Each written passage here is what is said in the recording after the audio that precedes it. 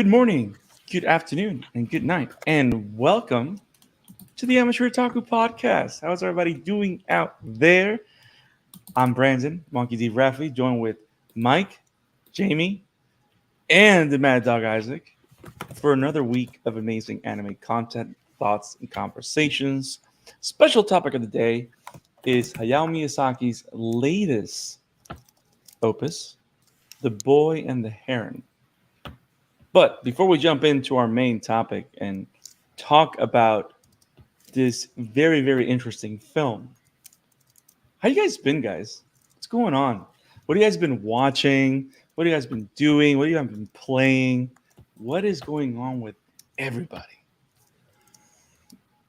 It's been going okay. I've been watching Jujutsu Kaisen. Also gave up on Jujutsu Kaisen. We'll talk about that another day. You came No. Stop. You cannot start the conversation by stating that you've been watching Jujutsu Kaisen and you just gave up on it. You got to spill, bro. It's just, it doesn't work that way. Okay, It's so anime spoilers. So it's not. FYI. I'm not spoiling anything. It doesn't matter about spoilers. If the episode's been out and you're a fan of Jujutsu Kaisen, you haven't seen it, it's your own damn fault. That's how I feel. Okay, fair enough. But for That fair is how I warning, this feel. is a Miyazaki video, so that would be really crazy if you got spoiled on JJK here. So I get it. But yeah, Brandon's right. If you haven't watched the show, you're at an anime podcast. We fellow otaku, so I got to look you in the eye and I got to tell you, it's your own damn fault. Seriously. Love you. Yeah, we actually never talked JJK here on the podcast ever, I don't think. We just kept putting it off. So, full thoughts, I guess. Season 1 was cool. Didn't love it. Didn't hate it. I loved the movie, though. So I'm like, let me stick with this franchise a little bit longer because I really did love the movie and how they approached that story. Then we get into season 2 and we have the prequel type of thing for Gojo, and that was okay. It didn't grab me as much as I would want it to. And at that point, I'm like, maybe this franchise just isn't for me because I've never connected with any of these characters on any emotional level. And so for this Shibuya incident to work and for me to feel the pain that they want me to feel for these characters, and I feel like I don't know them, it's just kind of like violence, death, destruction, just for the sake of violence, death, and destruction. And so it's like I'm not invested enough and I don't care enough. Whereas a show like AOT we just reviewed a few weeks back, right? They hit you with that similar feeling, but the difference is I did care about Armin, Mikasa, and Eren like from the jump. So it was easier for me to see those struggles with those characters, and I don't care about Itadori, and I think that's why the movie worked, and that's why the show never gripped me. Aside from that, Pilgrim was cool. I'm gonna say this. Yeah, there's nothing to. As someone that is 100% caught up with the book, I have to agree that every single complaint that you have is valid. I at least had a good connection with the characters, and I think I'm the kind of reader or the kind of watcher that more than anything, I love the world and find it interesting and brutal. You know what I mean? So whatever happens within that world, I want to know what's going on. I want to know what's been done. I want to know what moves the power players are making. And I think I'm still enjoying the book because in those terms, as the book goes on, it gets more interesting and more intriguing and more complex. But I get where you're coming from, because that is not what you needed to truly enjoy it. You needed to care about the characters. You needed to care about the interactions. You needed you needed the events to affect them in a way that also affected you.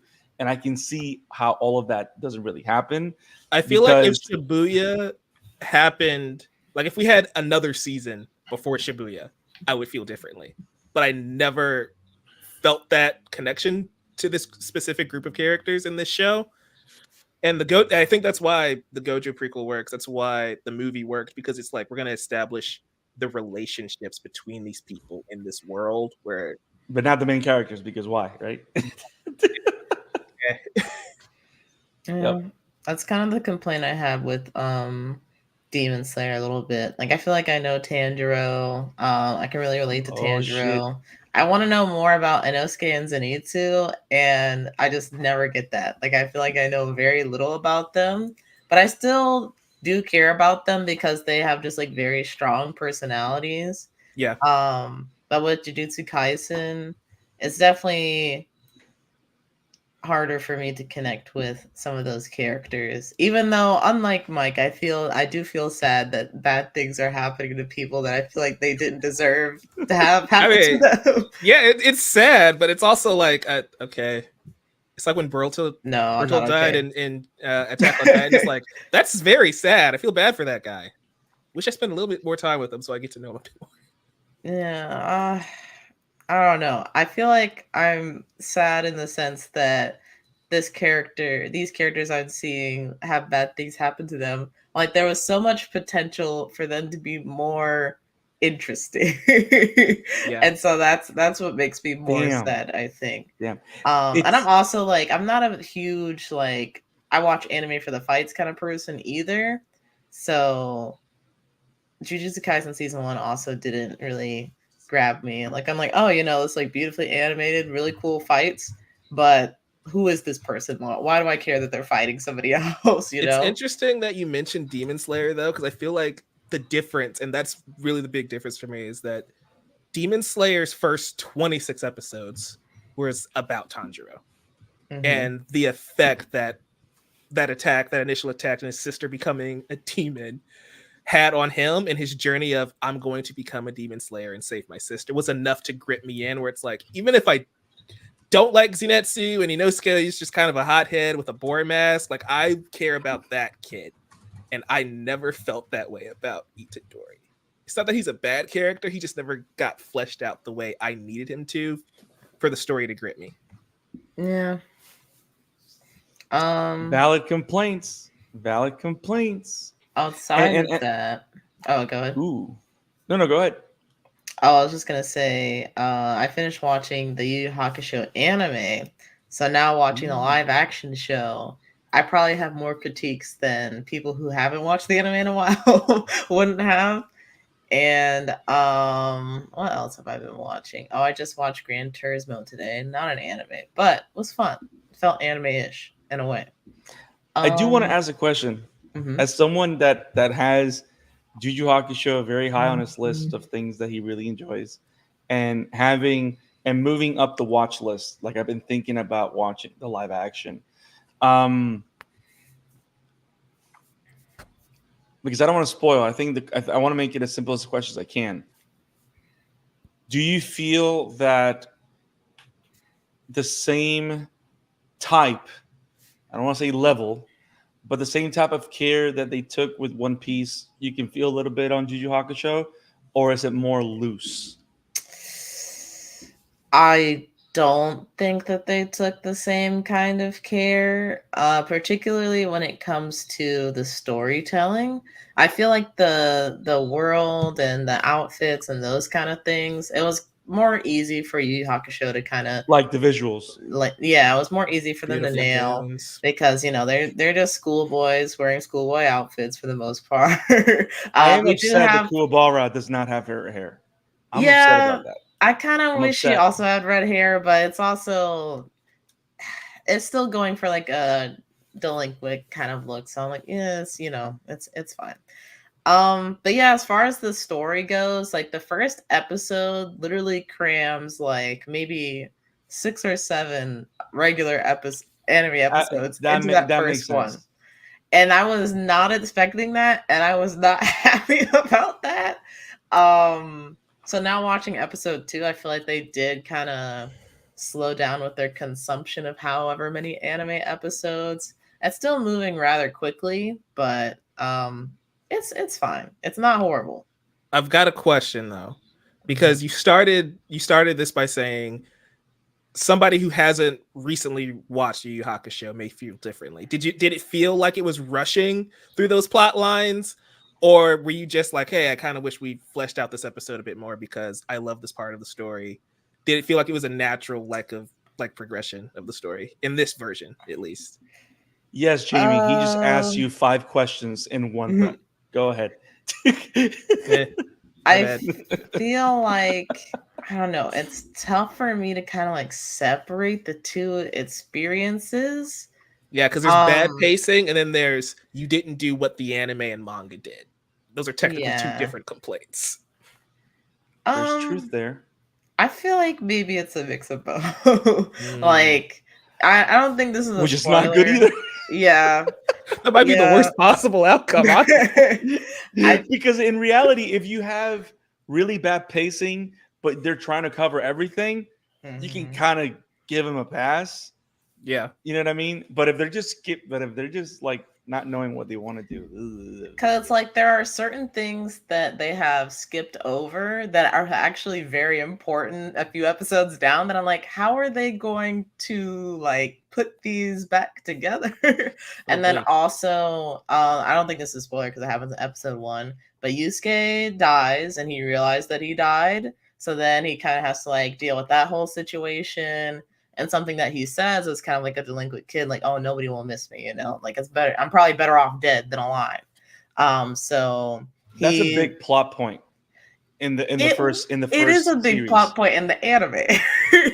And the show, it's kind of like I feel like a lot of the emotional moments that happen where he sees like the way that these different people are reacting to his death. It's not like they don't glaze over it, but it doesn't feel as impactful. Like it's kind of like, oh, Yusuke's dead. Oh no. Oh, Yusuke's alive. Yay. Like, you know, I don't feel I gotta watch it. I gotta watch it. So yeah, the first episode for me, they did not nail that emotional beat. I don't think anything really hits as hard for a little while in the anime after that, so they'll probably be okay. But emotions wise, that's where they're kind of losing me a little bit. But yeah, that's my short review of the first. I'm gonna give it a shot. But see, I encourage you to try because I actually looked on Twitter to see like, am I crazy? Like, am I the only person that thinks this? And like, there are a lot of people that really like it. So I appreciate that you've helped me temper my expectations. Yeah. So thank you. For what it's worth, every review I've seen has given me like 7 out of 10. So it's like most people say it's good, but not great. Like One Piece, right? Yeah. So, well, that's the thing though. One Piece is set up. Yeah. They've done a thing. Oda and the crew over there did not need to go that hard. They've ruined it for everyone else. I'm looking at you, My Hero Academia. I can't believe that's happening. Anyway, but yeah, I would still encourage people to give I still it a try, can't believe that Naruto's happening. Yeah, it's a little frightening. Like actual little kids doing this. A child. So, Isaac, what have you watched or seen lately? What are you doing with your life apart from staring with us in the silence of the picture that we're looking at? Holding a Nintendo Switch all day. Well, truth. I mean, when it comes to anime, I've been trying to focus on. It's pretty much been Spy Family and Spy Family, One Piece, and now I can't speak, and Undead Unluck, which it's something. How's that? Honestly, it's just wonderfully insane. As the manga is. And it's a shame that, honestly, it's a shame that we kind of haven't talked about it more in the podcast here, but I feel that it's worth maybe covering the first season once the second core has ended. Because the dub just started this week, too, so I might jump in now when I'm on vacation. Yeah. And, nice. Well, that's pretty much what I have done regarding anime. We also have the weird, Wonka plus movie about Stockholm's bloodbath event that happened a long time ago. And we saw the movies back to back, which was just Which one did you see first? Well, which Wonka. movies did you see? Wonka, and then a movie about Stockholm's bloodbath. I feel like they played that in the wrong order. The question is this: You, did you enjoy your chocolate? Wonka was at least cute. A little salty. I didn't exactly. It just felt weird that the second movie in question was about the Swedish, one of the darkest part in Swedish history, and every actor was talking. They wanted to make sure Yeah. that you felt every single emotion in the emotional spectrum.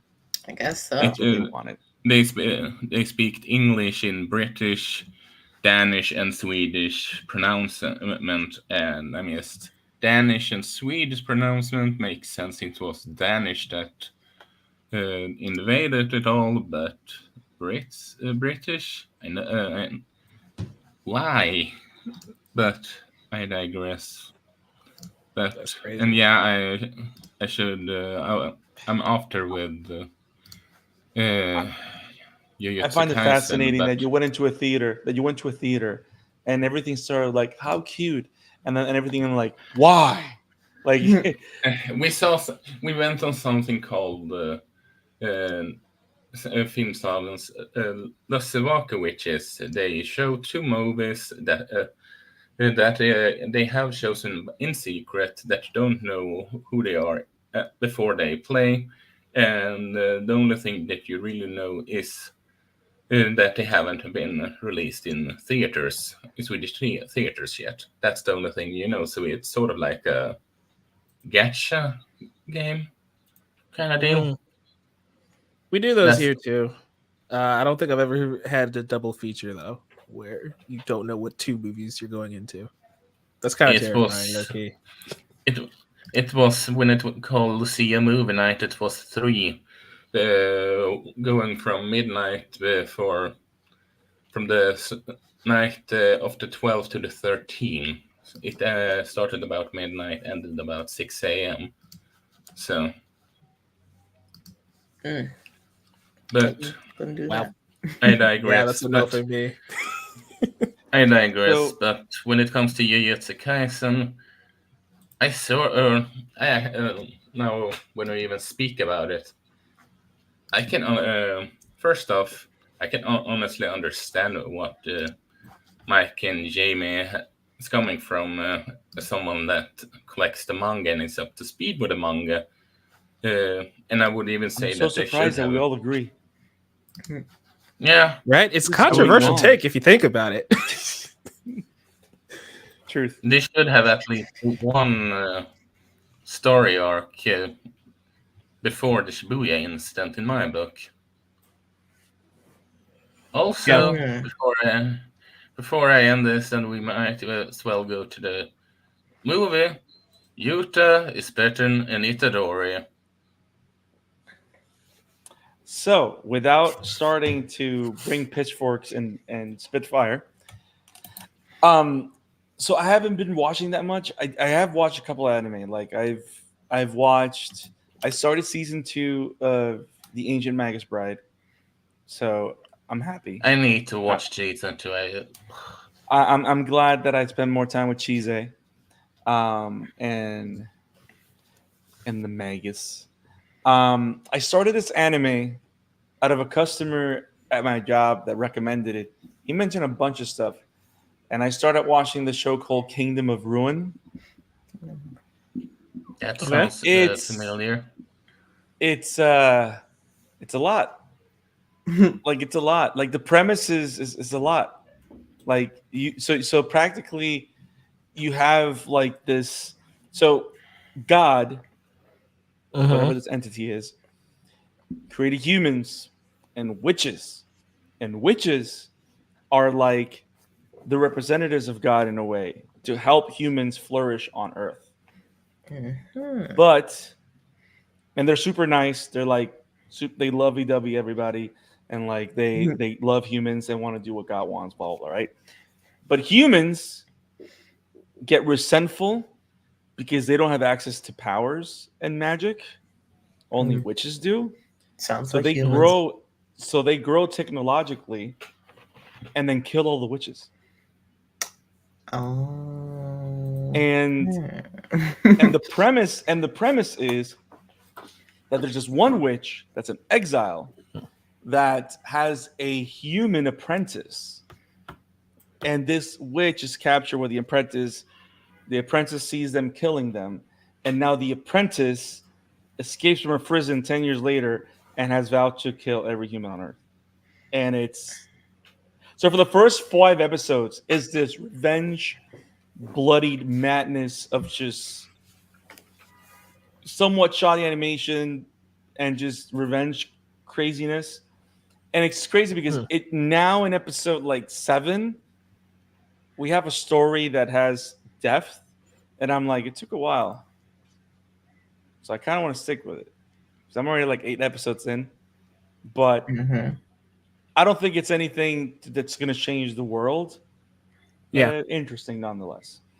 Did the slow burn feel like it made sense in hindsight? Like, oh, we start off kind of slow with these first 5 episodes. Well, I think they wanted to get all the blood out of the way, like the emphasis on the hatred and where the hatred comes from both parties in a way. Because now that you're beyond that, they can start telling it a story per se.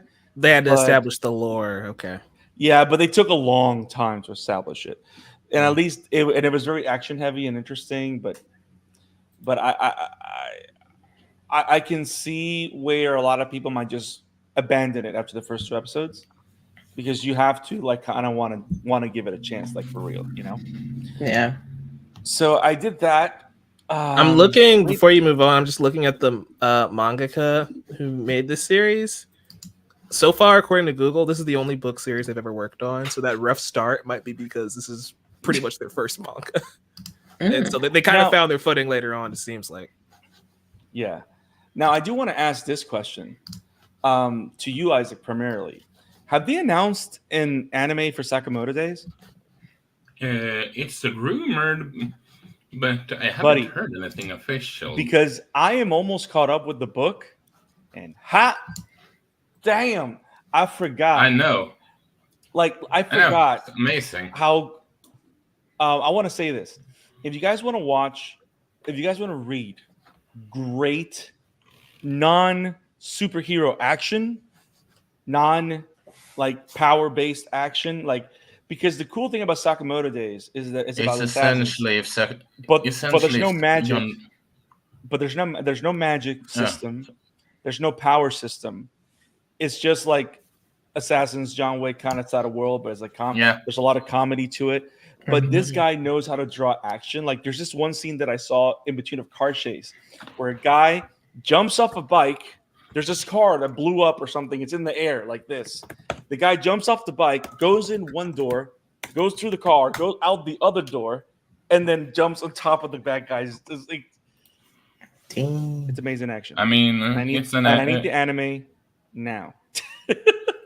First off, I would, if you do a TLDR, I would say that Sakamoto Days is as if imagine an anime, a manga that is basically John Wick if he kept his family. We talked about this manga ways back but I think that's underselling it. I found it. Imagine John Wick with a family in the world of Spy Family. I would say this is more insane than the world of well, in terms of the lightheartedness and the type of comedy that it uses. Yeah, fair enough. It has that warmth to it. And the main character's fat. So I just for clarity, it is Jump Festa weekend, by the way. So announcements are happening all weekend. Sakamoto Days had their panel, and people are mad because they thought an anime was going to be announced, and it was not. So for now, there's still no anime announcement. I read a few chapters of the manga and enjoy it, so I would recommend that. Sakamoto Days is amazing. It's very fun. have been heavily rumored for months that it was going to get one, or almost a year at this point. I do find it crazy that but it shouldn't surprise me though, because even an anime like a manga like Kaiju number 8, the anime was announced 2.5 years ago, and it's just and it's just got and it just got a release date like 2 days ago, which is going to be April or something, which is nuts. It looks great, and it's Toho, so I know it's going to be great. But that's pretty crazy. So, are you guys ready to talk about a wonderful movie about mothers? Interesting description. It does. So let's do this, guys. What we decided to end the year with Miyazaki. They needed time in the kitchen to get Kaiju number 8 right. I agree, Eric Winder. Eric Winder, that is not a bad comment. You're right, and it looks great.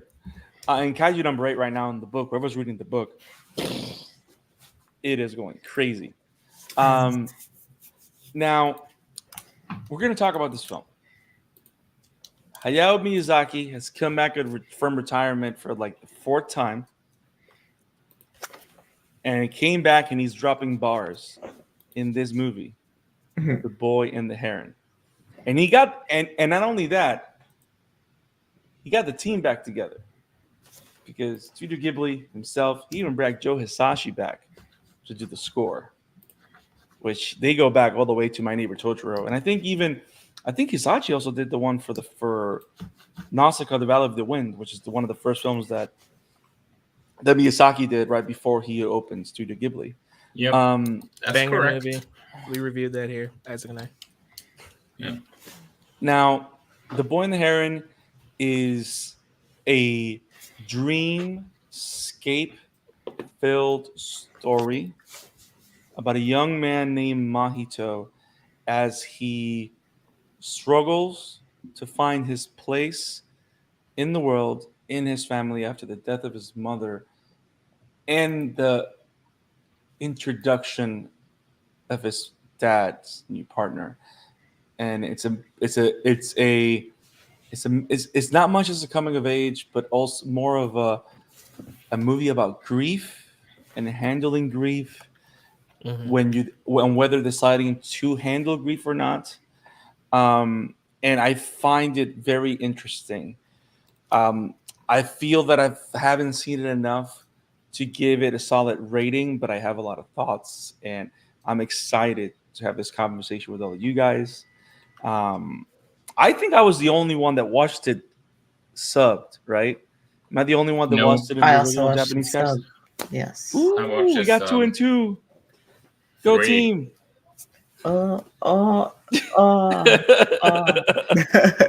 That happened a lot. Well, I only had the options of watching it subbed, so yeah, so I would have. watched I'm it literally the subbed only if I person who's wanted watched it. this movie in dub, by the way. I don't understand how life works. But yeah, we watched the film. I watched it in IMAX and had a blast. Did anybody else watch it in IMAX or in Dolby?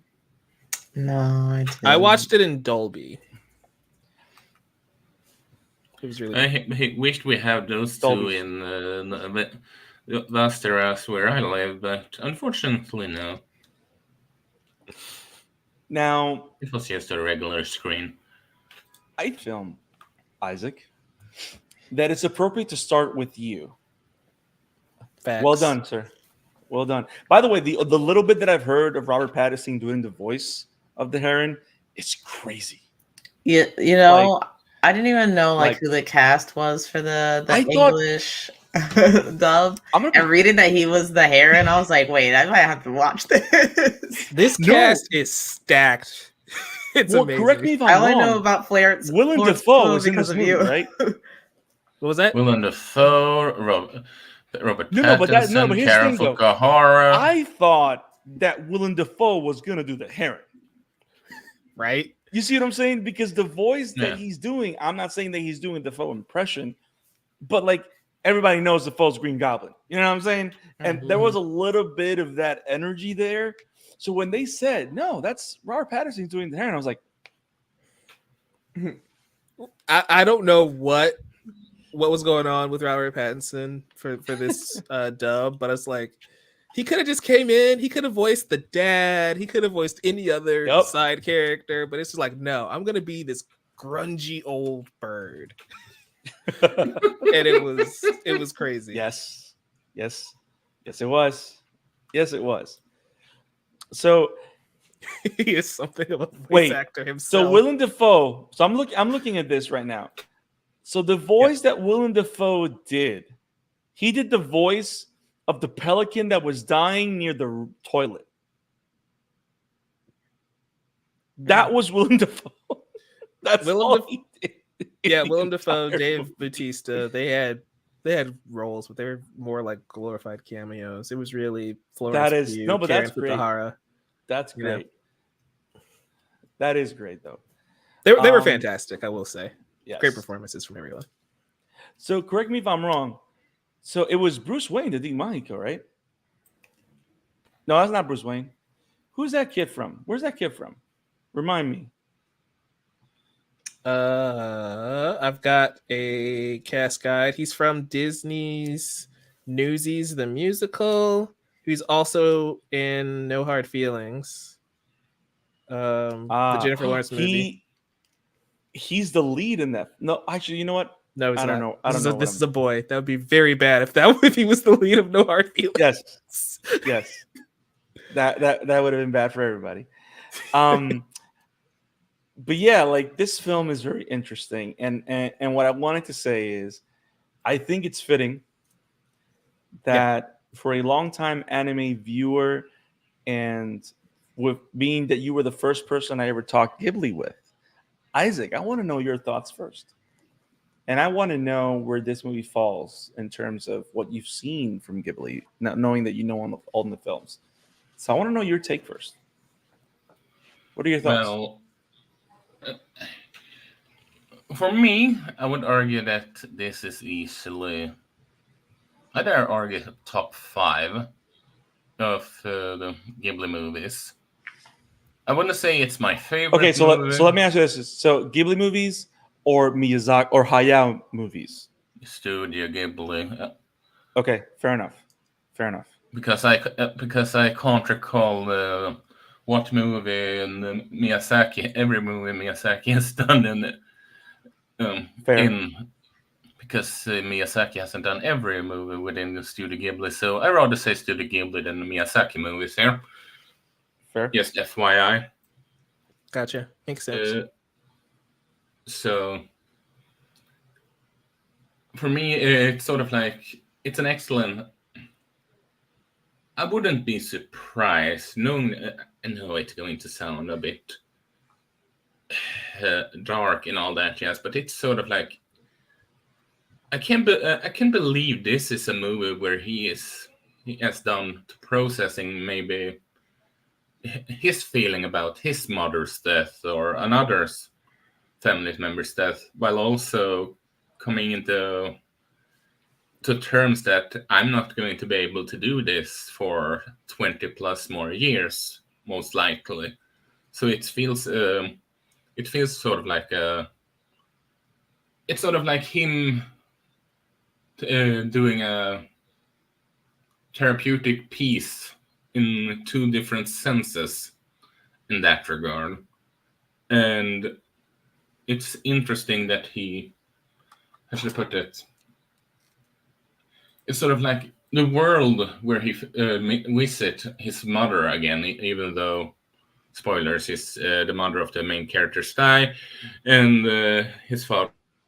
Oh, we're spoiling the whole movie, guys. Just want you to know.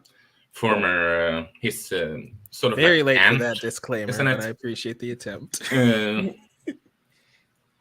If I'm not mistaken, it was over a month since I saw it about now. So, but I digress. And when in the fact that he went back, it's sort of like how should I put it? We all pretty much. We all have probably had a feeling of, I want to have some last words with insert person there. I just wish I could have done insert thing there before insert thing passed away. Was that person, a pet, or whatever passed away? Right. And that is sort of what I felt that this side of a world was symbolic of. Especially when they spoke about how these little energy balls, or whatever you want to call them, was the Wada wada. souls of the Wada Wada. Thank you, I forgot the name. But sort of like how they symbolize the humans that have yet to be born, kind of deal. And you can argue that birds sort of like, sorry, I'm going to be dramatic, but it symbolizes people not being able to have birth for X amount for insert reason here. So again, it's a sort of like a symbolic way of looking at life while having being therapeutic of I would have wanted to said this or blah blah blah blah blah. Maybe I'm all over the place right now, but this is really the things I think of when I think about the movie. I don't know. You're good. I find it interesting. Like, I feel like Isaac created the most depressing Mad Lib I've ever heard. I'll just like insert noun, insert place, insert verb, adjective. Give me a name. Give me. But no, yeah, I definitely agree that this oh yeah, and to Arkwinder's comment, I'm glad you put that, husbands tended to marry the sister of the deceased wife, because I was thinking like that is so bizarre to think like, And that mostly only happens if that other daughter did not have a husband. Yeah. Well, I You know what I assume mean? so. That would be weird. I If she would had hope. had Yeah, husband. yeah. But Like, but sorry, it we're makes getting you divorced. think- I'm getting married to somebody else. Yeah, but go ahead. I don't want to stop. Go. No, yeah, I feel like I need to see this movie again to fully process it. There's just like so much to think about, and definitely as like, I don't want to call myself a visual person, but somebody that I feel like the art direction and like the style of especially like Studio Ghibli movies is something that's like what I take it on the first go around, and then watching it again, I'm like, okay, like now we're getting deeper. Like, what was the story actually trying to say? What is HAYAO trying to say to me? But yeah, with this was definitely a story about like grief and dealing with grief and kind of just talking about life in general, because these things do happen, and it's kind of like how you deal with it is what makes you like who you are. So it was really interesting to see Ahito kind of go on this journey, especially with all of the like fantastical creatures and people that he happened to meet, and even like his own, like kind of like another version of his mother in a way. So to have some kind of closure to be able to open up to his new his stepmother, it was really like, it's like beautifully told story, I think. There's something that Isaac said that I think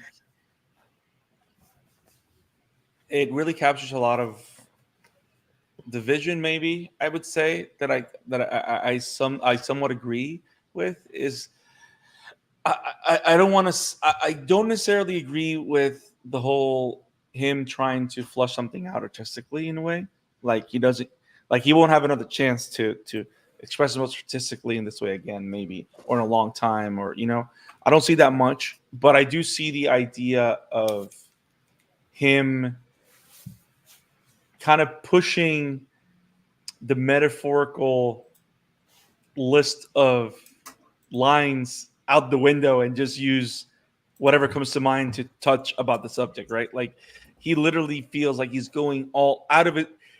It does feel that the movie goes out of his way to provide excessive imagery for everything going on, or for everything being suggested, or for everything that's being emotionally not talked about. but we know it's going on emotionally. You know, like, which we all know. Everybody that's watched Ghibli movies, very few of them are about the dialogue, and it's more about the artistry. How do we find ways to show and not tell? You know, especially using the imagery, the world, the fantasy. That's really what he mostly does. I think the only movie that I've seen from him, the only two ones that I've seen that it levels the dialogue heavy storytelling are when Marnie's was there, which is a more modern movie. I'll bite with a bit of fantasy, and Up from Poppy Hill, which take place in Grave of the Fireflies, which all take place in very real settings. Like here, you have real settings, but the real settings are not really what matter. What matter is the fantasy that occurs. Mhm. But then again, but it's also another take in the Totoro world, kind of, because the whole thing with My Neighbor Totoro is these kids having this amazing, fantastical adventure with these creatures of the forest, as they're getting acclimated to their new place where they're living. You know, so I do see a lot of that. And a lot of the imagery is crazy. It is. It's also like I've never seen a Studio Ghibli movie on the big screen, so first time doing that. Oh like, yeah, oh my god, that had to be, yeah. That's yeah. I've that was- always wanted to go when they have the festival, because they have the festival every year, and they bring pretty much almost a good selection of movies back, and I've never had a chance to go and watch. So I think I have to make it a point to go at least. I watched My Neighbor Totoro for the first time on the big screen at one of those screenings that they do. How was it? That was amazing. It was great. Such a great experience. So I'm glad they do that every year. It's a really cool way to experience those for the first time too. So Mike, how was The Boy and the Heron? You watched it today. So that's Yeah. crazy. So how was you guys- your experience? You guys talking about you need more time to process it. I watched this movie like 3 hours ago, max.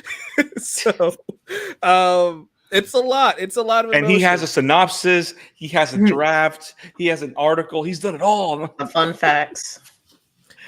Actually, yeah. So Isaac's right. Like the Miyazaki talked about this movie and he said that this is almost autobiographical from him. So this is a very personal story to him. Remember, the original name for this movie was How Do You Live? And it got changed to The Boy and the Heron for our sake. That's the English title. The Japanese title is still How Do You Live? And it. So this is that movie. Yeah, same movie. I didn't know that. I just learned something new, and this movie makes more the sense in the world now. Go ahead, please. You did have the fun facts. You're right. No, but downplay it, Mike. Just you know. No, but seriously, like everything you guys have said is pretty much spot on.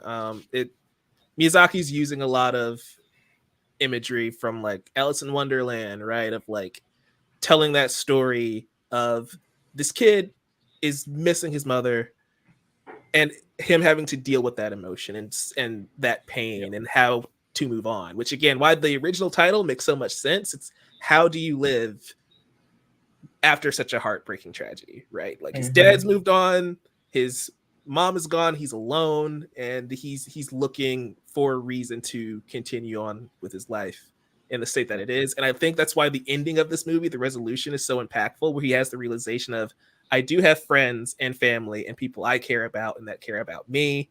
And that kind of pushes him to resolve within himself that pain he was dealing with. So I think, like Isaac was saying earlier, this is why this was the final Miyazaki movie. Even though, like all creatives, he's like, yeah, I've got a couple more ideas, so I might still make one or two more movies, because writers never stop writing, if we're going to be real. So like, even if that was his intent, he's not going to retire unless he runs out of ideas. Apart from being his intent or not, he's retired like 5 times. Right. So the guy can come back and say, oh, I retired. It's like, buddy, we don't believe you no more. No. All right. See you next time. You're just taking a break. You'll be back. That's like saying my dog ate my homework, buddy. Come on. That's it. No, but like, if I feel like the reason that you kind of pitched it that way is because this movie is probably the last thing he wants to say. Because again, it's autobiographical in a sense, in a way, his interpretation of it at least. So like, if this is the last movie he ever made, he's probably very content with that, because this is a message, an idea he wanted to get out. And I think it works for the most part. It's very long. This is a 2-hour movie, and the pacing in the first act, you can tell Miyazaki was slowly setting things up for that inevitable payoff down the road. So it's a lengthy one, but I think it's a really good film. I have to sit with it a bit more to soak it all in. The voice performances were fantastic. The animation is beautiful. It's probably the best looking Ghibli movie. Yes. Which Can we talk about that, please? Yes. Can we talk about? So here's what surprised me the most about what you just said. Yes.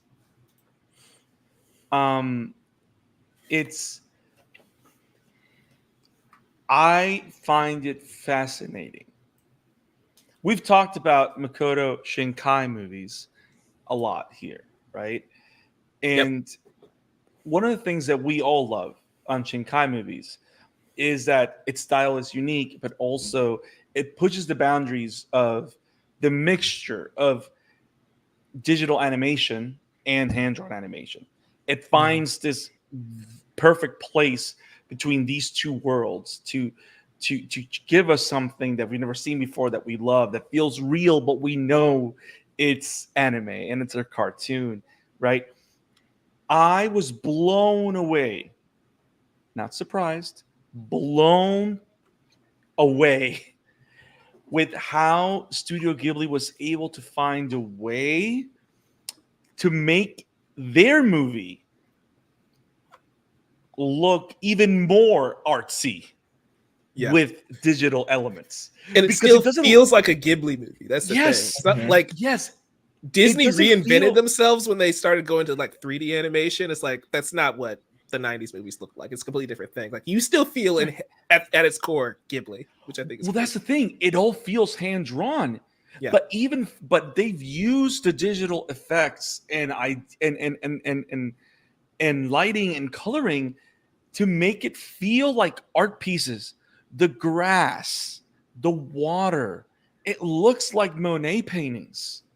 It's crazy. Like, because on one side, we appreciate the digital mastery in the Shinkai movies, but here is like, how does it feel drawn, but it doesn't look drawn? You see what I'm saying? Like, it has the feel of a drawn film, and it has the film of the drawn environments, but you have the zoom in and zoom out and panning of modern media, and you have the backgrounds that don't feel like Final Fantasy VII from PlayStation 1, where it's just a picture and the little pixelated thing moving around. You know what I'm saying? Which you kind of have a little bit of that in certain things if you don't have everything completely in a very consistent and completed art style. But they found a way to do it in this film, and I was so amazed how great it looked. That's another reason why I need to rewatch. I feel like I was looking at the art and being like, so how did they do that? Like, no, well, as an artist yourself, right? You're thinking like, how did they that was one of those things that blew my mind from the beginning. And this is why I watch it in dub, because I can't be looking down and missing all the beautiful pictures going by. Just learn Japanese, Mike. Easy. Oh yeah, super easy. Barely an inconvenience. No, not at all. So, but yeah, it's amazing. It blew my mind. It changed my life. Like, that's one of the reasons why I want to watch again. I mean, to me, to say this is my favorite Ghibli movie, I don't want to say that, but the amount of admiration that I feel that of what they were able to capture on screen with their art. They did not lose their identity, but they pushed to a new, similar. I feel that in a world where Across the Spider-Verse exists, in a world where Mutant Mayhem exists, in a world where Suzume exists, Studio Ghibli still found a way to evolve but create their own little corner. Animation And cinema. it's fascinating. Yes, and it's fascinating. And for that alone, like that's where I would be like wow, this is amazing. This is something else. This is something epic. And I love that. It blew my mind. that like visually, it also visually and story wise, it does feel like the final Miyazaki movie, because it feels like a culmination of all of the ideas and stories that he's told up to this point. Like 40 years worth of stories. Right. And you feel it's funny because it's 100th anniversary of Disney, right? It's like they didn't do much to celebrate that 100-year anniversary, whereas this feels like, yeah, it's a celebration of all things that makes Ghibli. Just even story-wise, it has a lot in common with Spirited Away, and I thought that was very interesting. Of if he was going to walk away from this movie, it's echoing similar themes and ideas and character designs from other movies that he's done before, and I thought that was very interesting. He's very big with younger characters dealing with turning points in their lives. Yeah, like it happens with Ashitaka in Princess Mononoke. It happens with Kiki. It happens with the Chihiro, which is I think is the one from Spirited Away. It happens with Mahito, like that's one of the that's a big thing for him. And I love this. I love the story because no matter how confused we were with all the visuals, and some of the visuals are very mature. Like a lot of this, like this wasn't your average kid's Ghibli movie. It feels like a lucid dream. This movie feels like it was made for the generations that were raised on Ghibli movies, not for like I wouldn't take my kid to see this as the first Ghibli movie. like not that it's a bad film for them to watch, but I wouldn't start them off here. I rather start them off with I rather start them off with maybe Spirited Away. That even because it has a lot of those fantastic elements. I would say My Neighbor Totoro should be the first. Is the optimal first one. But I'm thinking like a kid that's 8, 9, or 10. Like Totoro, you can show it to a kid that's 4. You know what I mean? Like I would. This is the kind of movie that I would see with a teenager. Like if I had a kid and he was 16, 17, I would take him to go see The Boy and Heron. Because it's a movie that's made for people that want to talk about it after. You know what I mean? Like it has that depth into it. I am kind of curious on what everybody's perspective is, since we talked about like the story and like kind of like the depth of it and kind of needing to, I guess, reflect on it a little bit more. One of the things that we talked about at some point on about anime news is the fact that Miyazaki didn't want there to be like a lot of marketing for this movie and kind of just wanted people to like go into it and see it and just, I guess, like make their own thoughts in that way. Do you guys like, how do you feel about that decision now coming out of it? Like, do you feel like it was the right decision, or it's like, I don't know why he couldn't have marketed this or couldn't have marketed that? Or see, I didn't know that was a thing. Yeah. When this was coming out, there were like no trailers, no posters. They didn't market this movie at all in Japan either. Like Americans, I think they did that for. I mean, we got a trailer like 2 months ago, though. Right, because I avoided it for that reason, though. They released the trailer because I think they realized, hey, to get butts and seats around the world, you need to put out a trailer. Whereas Japan is like, last Miyazaki movie, I'm there. I don't need to know anything else. Like they could that marketing tactic could have worked there. It doesn't translate here. So fair. Similar to the whole name change. Right. Like you need like a more inviting name as opposed to just As somebody who hasn't watched the trailers because I was purposely avoiding it because that's what Ghibli wanted us to do. I think it was sorry, Hayao. I never heard you say it, so I watched the trailer. That wasn't his decision for what it was worth. That was the studio. He's okay, just like, Hayao, I don't wish we could market it. I'm not gonna ask. I'm gonna apologize. Right. He doesn't need an apology. But I just don't know how you approach marketing this movie. Because, like, hey, it's about a boy whose mom dies and he's stricken with grief, and he gets a stepmom who's his aunt that he doesn't know, who looks exactly like his mom. And that's kind of traumatizing when you think about it in a way. Well, he knows his aunt. I think they acknowledge in a way that they know this person exists. He It's knows not that like- she exists, but she says, I haven't seen you since you're so much bigger since the last time I saw you. So he's clearly doesn't have a course. big connection with Yeah. her. And she Fair. looks identical to his mom. That's what I mean. Like, that's kind of spooky as a kid. That's They like, should have said that they were twin sisters. yeah, they didn't acknowledge that. I just assumed they were. Well, they did acknowledge that she's a younger sister. Yeah. That they did. They just They look did. very similar. That is the thing. Yeah. But yeah, that's why I think this. I don't know how you market this movie because it's just a hard pitch. Yes. I mean, I guess you can be like, kid goes to another world and just leave it vague like that. Yeah. But I don't know. So I think it was probably. I think that's probably why, like, somebody at Ghibli was like, we can just spin this away, so we don't have to figure out how to cut a trailer. I think that's kind of what happened. Now, Especially since but- Miyazaki said he didn't. That wasn't his call. Okay. I am gonna say the misheard that trailer then. is good enough. As someone that watched trailers multiple times, the trailer did a good job to announce that this is a Miyazaki film. That this is not just because it had lettering, but the beats, the way it used the music, like it really created the atmosphere where you go, oh, another Ghibli film.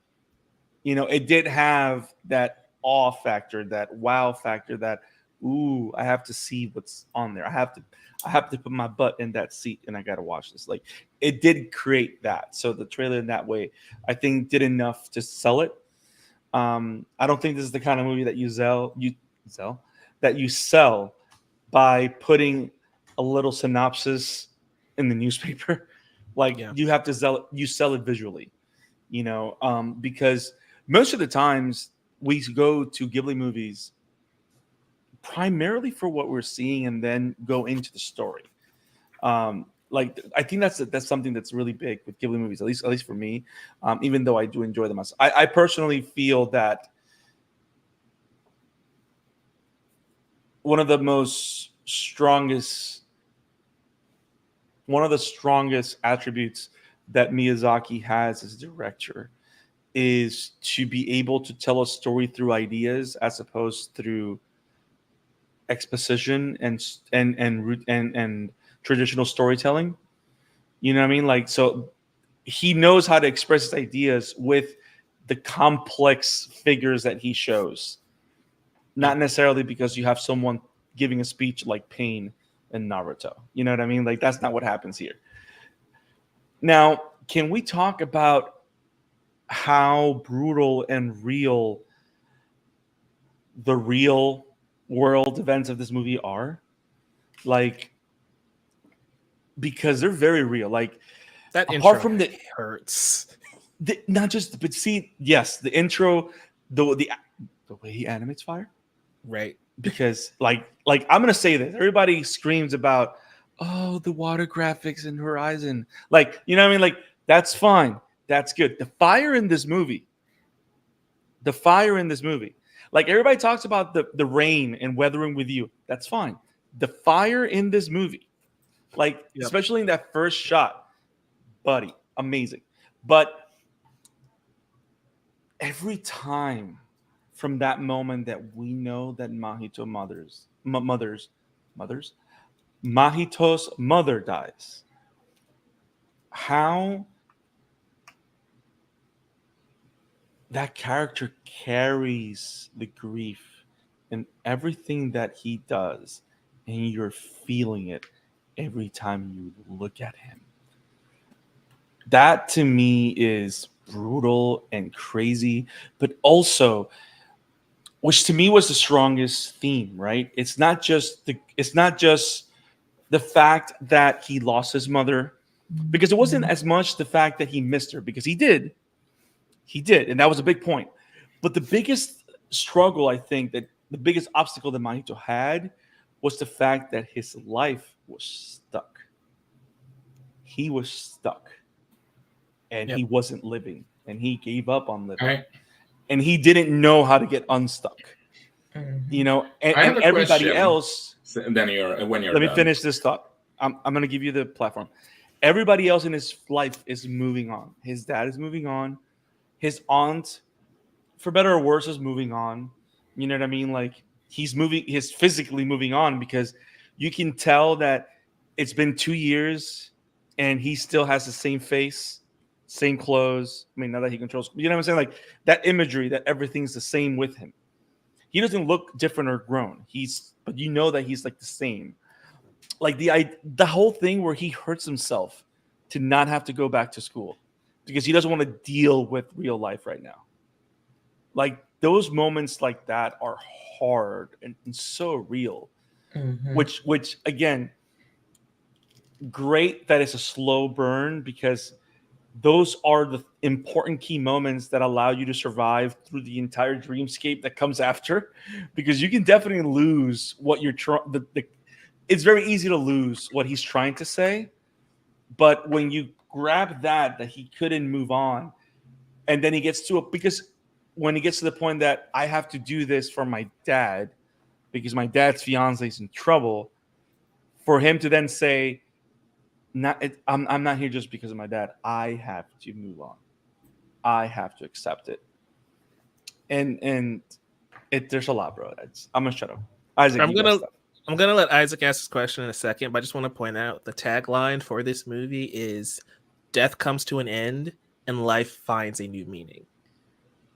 And so I think that's Death comes to an end, and death comes life to an end, finds a new beginning. Sorry, I misspoke. Life finds a new life beginning. finds a new beginning. And I think Yeah. that perfectly encapsulates Mahito's journey in this movie. Yep. And so that, again, this is when knowing the background and history and what goes into a movie kind of makes you appreciate it more, because Miyazaki's trying to tell us something. But if you just like, I'm going to go watch an animated movie and you get hit with this, you're kind of be like, whoa, what am I watching? What just happened? Yep. Anyway. I'll read this comment and then Isaac can go. The opening Yeah. scene from this movie perfectly captures the terror of the civilians during that time, World War II. Kind of feels like it belongs in a war movie. Like, it's really well done. Perfectly said. Yep. Isaac, you got something. Go. I was when you mentioned the fire, I was just realizing something. His mother in this other world is sort of like a fire type controlling ability, She's a which mutant. is shown in, Yeah, which makes me wondering, is a Don't lot call of this. Bakugo. He's gonna get upset. Don't do it. I was just thinking if this is something that is his mother born from this world, or is this world sort of like inside his head, considering his mother died in a fire? Is her fire abilities connected with her death? So If you catch me. I hear your question. I have thoughts, but if anybody wants to go first, go ahead. And I also my thoughts are how the fantasy world works, because I was able to gather a very concrete understanding of everything that I'm not saying that it's right, but that's what I was able to walk away with a concrete understanding. But I don't want to jump into that first. So you go directly address what Isaac was saying. Okay. Yeah, it kind of comes down to how you interpret the dream world, right? Where it's referred to as like the people who exist there are dead. That's kind of what the synopsis at least kind of says. It's like Mahito goes to the land of the dead. So I think she doesn't have power. She's manifesting those because that's what Mahito needs in that moment, where it's like he needs to reconcile the fire that consumed his mother and took her away from him. So I think that she doesn't necessarily have powers. This again is kind of in his head, because I don't know how much of it is real. Like his aunt's there and she's still stuck there as well, because she's also grieving just like Mahito. And so it depends on how you interpret the metaphor, I guess, because it can go one way or the other, and I think that's very intentional. Before I open my mouth, Isaac, do you have anything on what he just said? No, I was just wondering what you guys think, thought of the whole thought and all. There's a lot of birds in the film, so I figured. Okay, Jamie, any thoughts before Brandon goes on this massive rant? I thought It's gonna that happen. she got fire powers in a way that, like, now, I guess kind of so Mahito can see that, I guess she regained control or like reclaimed like what was taken. Ex-genie. Yeah, I guess. Has And to prove so that it's like, fire isn't evil, right? right. That's another So thing. it's like the fire, her fire didn't go out, I guess. So she is able to put out this not destructive force, but like a great light for Mahito instead. I don't know what the scene was in Japanese because I watched it in dub, but their final moments, he's just like, "You're going to die in that fire," and she's just like, "I've never been afraid of fire. If that's my destiny, that's just what it is. But I get to have you, It's and that's pretty what's most much the important." same. Yeah, It's and so pretty much the I same. think that's kind of the antithesis of that scene in that moment where it's like he had to get over one, a potential fear of fire he may have, and two, just the piece of letting it go. It kind of just plays into all of that of him resolving what happened with his mom. All right.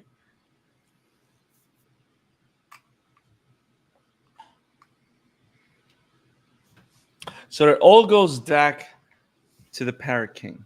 No, I'm kidding. It has nothing to do with the parakeets, even though they were weird and flesh eating. They were so Flesh eating parakeets. I have a fear of birds, by the way, so this movie was hell. Oh, really? I am sorry. That is so bad. I am so sorry. It was awful. Like 2 hours. It was like I don't want to dream anymore. Take me back. Take me back. Nobody told me there were So- birds down here. so here's what I think. Here's the idea. You ready? Here it comes. I got nothing. No, so there is a mythical genealogy in this film, right? His great granduncle was a person that constructed a tower, Mm-hmm. right? We later find that he constructed the tower to encapsulate this magical rock from the sky or whatever, right? Granduncle's voiced by Mark Hamill, by the way, and he crushes. Which again, he's not the Heron. It's Robert Pattinson. Like I can't, you know what I mean? I got to keep going back to that. So there's this genealogy there, right? Now you have that, and only the people from the great granduncle's family can enter this world. That's why Mahito's mom can go there. That's why Mahito's stepmom / aunt can go in there. And that's why Mahito can go in there. His dad can't. He can, right? So you have that, which is established not in order, but through little gaps here and there. The great granduncle is who Mahito will become if he doesn't move on.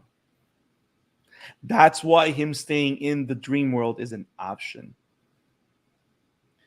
Because what he does in that world is create a world in the way that he wants it to be, where he has control.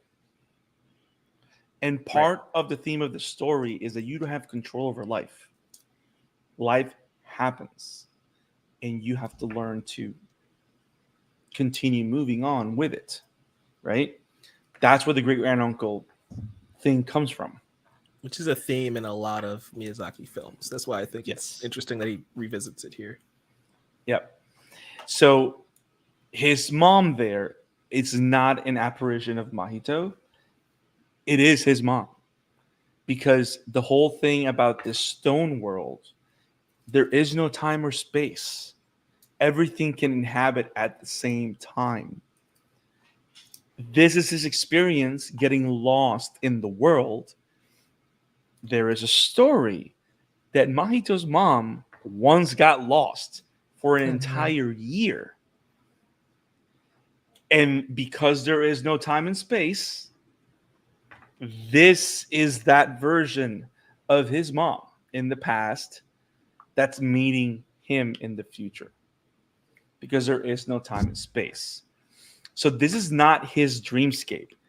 Now, of course, everything that we're seeing fantasy related is, without a doubt, Miyazaki's fantastical way of presenting Mahito's inner mental and emotional conflict with grief. But within the lore of the movie, that is the reality of the fantasy world. I get that. My thing is, if she legitimately has fire powers in this fantasy world, her dying by fire is stupid. Maybe it got out of control. Well, but here's the other side of it. It flared up. Here's the other side of it. Here's the other side of it, right? Yeah. That everybody that leaves the world forgets about it. Forgets that this mystical thing happened and just remembers that they were able to deal with what was going on with their lives and they move on. You know what I mean? Mm-hmm. And I think it kind of also exemplifies the fact that it's not a switch that you can turn on or off when you're going through grief, when you're going through emotional distress. It's just that whenever your heart finds a way to move on, it becomes easier to manage. But now that it goes away, which makes you think, so you don't have to go through all these dreamscape like roller coasters again, because you found a way to deal with it, right? But yeah, it's I see all those little things there that drew my mind, that drew to my imagination, and I don't know. I think that's a lot of world building that occurs in very little details that make it enjoyable, but none of them are necessary to understand Mahito's journey, which I think is the brilliance of it. Like, all the little things are there if you want to go through it and try and get some logic behind it, but none of it is necessary because the story is just good. The presentation is just good. 110%. Yes. Yes. Forget about the giant parakeets. That's terrifying. I do want to add, in an interview, somebody asked Miyazaki why he titled this movie How Do You Live? And his response was, I'm making this movie because I do not have the answer. Which I thought was fascinating. Yeah. That's actually very interesting. Because can we walk away saying that we understand how Mahito was able to get better? Or do we simply just understand that he found a way even though we can't put it into words? Much like life, I would say. Exactly. We have an emotional connection to the resolution, but it's not as simple as saying, oh, he manned up and accepted his new mother. You know, it's not as simple. And he got to know her a little bit. Turns out she was pretty cool. So yeah. Yep. Yeah. Yep. But I did find it interesting, the fact that the figure of the great uncle is him in a world controlling everything. and Mahito chooses, I don't want to do this and control everything and forget everything else that matters. Mm-hmm. And as someone that's gone through stuff in life, I know what it is to feel that you are going through something you can't control, and you feel that the only way to survive is to make that thing that makes you lose control go away. And sometimes that's not the way to live. Sometimes that's not even possible. Sometimes you're built a certain way, right? And the only way to have a better life is accepting things and learning to accept them and move forward. And that's actually the key to live again. And that's it's the beauty of art. That's what I enjoy about that entire third act. Like we meet the Parakeet King, right? And he's having that same reaction of like, wait, so you've had control this entire time. He tries to like take control for himself, and it's like that's again not a good way to live. And once he tries to take how control, this works. Everything falls out of balance because that's just not how it works. And I think that again, through this entire metaphor salad of a movie, metaphor salad, Miyazaki found a way to make it work. Where it's like, okay, I get what you're trying to say. It took a long time. I got confused like 20 times to get here, but I see it. I see the vision. It works. Welcome to this new episode of Metaphor Salad with Hayao Miyazaki, Mike Thomas. I'm sorry. I find that utterly hilarious. Today's Mad Lib is Metaphor Salad. So how are you feeling about the weather today? Metaphor. I'm sorry. It's gonna get old quick, but I find it hilarious. Isaac, any more thoughts on this metaphor salad of a movie? No, no, I don't. What kind of dress? I don't know. Honestly, the first the first one that came to mind was béarnaise sauce, but that doesn't work for a salad. Okay, Jamie, you can talk now. Yeah, I mean, closing thoughts. I really enjoyed this. If for some reason someone is watching it and you haven't seen it, why would you do this to yourself? What are but you also doing? go see it. Why? Go How see do you it. live with yourself for not seeing a Miyazaki movie in theaters by now? Come on. Yeah, go see it for yourself. Go if you've enjoy seen this it already. metaphor salad of a Exactly. movie. If you've See, seen it the funny already, thing is, this go see it movie is again. so interesting, so wonderful, so deep that even though they haven't seen it and we spoiled everything, they're still going to go see it, and it'll be new for them. Mm-hmm. The Like, wow, they power didn't even talk of a about metaphor this. salad. Yeah. Isn't this movie about winning the box office spots in US, for example? I mean, it's doing good. It's not doing bad. I don't know. Also, its only competition is Wonka, and Wonka's only been out for like 2 days, so it probably won last week. Well, Godzilla. It's in top 3. Godzilla and Wonka are doing their thing right now. Ghibli does good in the US. So, oh, damn. Yeah. Ghibli's actually been at like I think every convention I've ever been to somehow, except for one. There's always a Studio Ghibli booth somewhere. There's a did it cost more than Godzilla -1 to make? Highly likely that it did. Because that one only cost $15 million. I can't believe that's real though. That's wild. Apparently, according to the director, he wished he had that amount of money. It was made for even less, apparently. Dang. I did a quick box office It's check. a metaphor salad of Godzilla. Wonka's 1, Boy and Heron 2, Godzilla came in 3. Shout out to Japan for dominating the US box office, by the way. That's insane. Wait till Oppenheimer comes out. Yeehaw. That's going to be interesting. I really want to know what happens when it comes out over there. It's going to be a interesting reaction. Mm-hmm. I just thought of something horrible. I will not say it because we are on air. So, anybody else got anything on The Boy and the Heron / How Do You Live? How do we?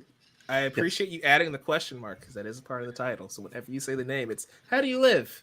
That's the title of the movie. So it has 2 question marks? Yeah. Because the title has a question mark and the question. I have no other How do thoughts you on this live? movie. It's fantastic. Go see Yes. it if you somehow haven't. Watch it again because I think it'll make an even better experience the second time. And Miyazaki, get some rest. I know you're never going to retire, but just go on vacation. Live a little. That's kind of the Do point, something right? with your life. Okay. Yeah. I echo all of that. Yes. Yes. You guys got anything else before we wrap up? This is the last stream of the year, so it's been awesome. It's exciting. Anime with you all. See you in 2024. Yay! 2024 is going to be awesome. We got Yes. Bleach is coming back. My Hero Academia, Kaiju number 8. Number 8. Jump Fest is doing a thing. We might get some more announcements. There's announcements I know of that I can't talk about on air. It's going to be fun. And One Piece. Merry Christmas, Arcwinder. Happy Merry holidays. Christmas. Merry Christmas. One Piece, new arc, January 6th. Let's go. I have one thing to say, and it's my only regret of 2024. Viz. You have a regret already? The year hasn't started. Oh, wait, I'm sorry. I was about to say. He already failed his New Year's resolution, I guess. My New Year's resolution is as clear as a metaphor salad. Isaac, he's killed this joke already. It's only been like 3 minutes. Hey, man. I know. You have not said any puns today, so I'm taking over. Oof. Time As- Traveler confirmed. What's your regret of 2023, sir? So my regret, Viz. Okay, I'm trying to use your app. Damn it! I have Shonen Jump. I have Viz. Use Viz for 2 reasons: Psalm 100, and Call of the Night. I've read till chapter 129, and I would like to keep reading it. But for some reason, chapters 130 to 139 are not available. And you keep putting chapters out, but you don't fill in the library chapters, so I can't read it. There's like 10 chapters that I have to read to be able to keep reading it. It's not available. Please. This is not a regret on your part. This is Yeah, I more was like gonna this. say. Get your crap together. I'm like, you did all you could. No. It's a regret. You want to know why? Because I'm Oh. paying for it, but also because I feel that I have failed because I haven't read Call of the Night. I could have been caught up already. Damn it. I got caught up with One Piece in a month and a half, and I've been trying to get caught up with Call of the Night, and I can't. That is impressive, man. That's crazy. Damn it. By the way, One Piece is fire. Chapter Yeah, I know. 1101. I've got one So- final thought on The Boy and the Heron before we close out, and this is something that bugged me the entire time in the movie. That kid Mahito just looks like Kawaki. He just looks like Kawaki, and it bugs me. Yeah.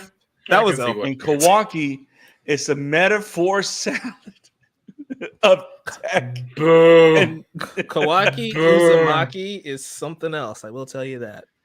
did you say Kawaki Usumaki? Stop Yes. it. Is that Stop not it. his name? I don't know. I've never heard of this man. Never Is seen it? this man before. We're gonna be talking Boruto next year, guys, so they can understand these references. Okay. I mean, not the biggest fan of Boruto, I and mean, I is it know a the metaphor reference. salad? I'm sorry. Am How I many times allowed was- to kick I him would- out because this joke is getting old? There you go. Guys, if you enjoyed this video, give us a like, subscribe. If If like you metaphor salads. enjoyed There this you go. metaphor salad, Of thank course, you it for goes off the joining rails. us and for being awesome and for supporting us in this year I as we apologize. continue to grow the Amateur Otaku podcast. Next year, we're going to be crossing the 200 mark. Who knows? Woo. It'll be awesome if we can reach 500 by the end of the year. It's possible.